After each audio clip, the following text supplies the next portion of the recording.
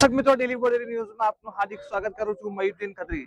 દર્શક મિત્રો, બોડેલીથી કવાંટ જતો નેશનલ હાઈવે છે તે જેની હાલત છે તે ખૂબ જ ખરાબ છે, દુર્દશા છે અને જેના કારણે સ્થાનિક લોકો માટે માથાનો દુખાવો થઈ ગયો છે.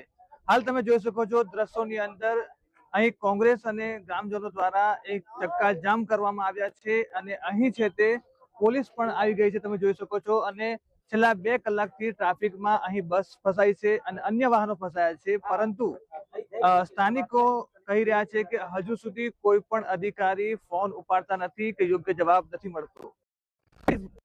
લોકોને ભારે મુશ્કેલી થઈ રહી છે અને ગ્રામજનોનું કહેવું છે કે જ્યાં સુધી કોઈ અધિકારી ફોન ન ઉપાડે ત્યાં સુધી અહીં રસ્તો ખોલવામાં નહીં આવે.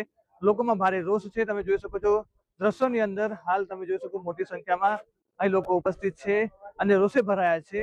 સ્થાનિકોનું માત્ર કહેવું એટલું જ છે કે આ રસ્તો તાત્કાલિક રિપેરિંગ કરવામાં આવે, જેના કારણે લોકો અકસ્માતનો ભોગ ન બને. 3 કલાકથી અમે આ રસ્તા રોકો આંદોલન કર્યું છે. આ આંદોલન કર્યા પછી 3 કલાકથી અમે બોડેલી કાર્યપાલક ઇજનેરને અમે ફોન કરીએ છીએ, ફોન ઉપાડતા નથી. ત્યારબાદ અમે છોટાઉદેપુર ફોન કર્યો, છોટાઉદેપુર ફોન સાહેબનો સ્વિચ ઓફ આવે છે. અહીંયા વાહનો વાળા એટલા બધા હેરાન થાય છે જેની કોઈ હદ નહીં. મોડાસરથી લઈ અને રંગલી 4 રસ્તા સુધીનું ટ્રાફિક જામ થઈ ગયું છે. અધિકારીઓ મોજમાં પડી ગયા છે, રજા છે, કોઈ આવતું. 3 કલાકથી અમે આ રસ્તા રોકો આંદોલન કર્યું છે. આ આંદોલન કર્યા પછી 3 કલાકથી અમે બોડેલી કાર્યપાલક ઇજનેરને અમે ફોન કરીએ છીએ, ફોન ઉપાડતા નથી. ત્યારબાદ અમે છોટાઉદેપુર ફોન કર્યો, છોટાઉદેપુર ફોન સાહેબનો સ્વિચ ઓફ આવે છે. અહીંયા વાહનો વાળા એટલા બધા હેરાન થાય છે જેની કોઈ હદ નહીં. મોડાસરથી લઈ અને રંગલી 4 રસ્તા સુધીનું ટ્રાફિક જામ થઈ ગયું છે. અધિકારીઓ મોજમાં પડી ગયા છે, રજા છે, કોઈ આવતું.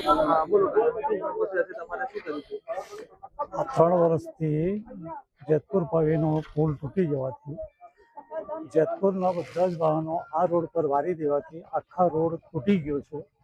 કેટલી વાર એમને 6 મહિના પહેલા પણ અમે એક આંદોલન આવું રોડ રોકો કર્યું હતું, છતાં પણ એ લોકોએ કીધું, આશ્વાસન આપ્યું હતું કે અમે કરીશું, પણ આજ દિન સુધી કશું જ કર્યું નથી. અને એટલા મોટા ખાડા પડી ગયા છે, તમને પણ ખબર છે ત્યાંથી આવતા કેટલી તકલીફ ઊભી થાય છે.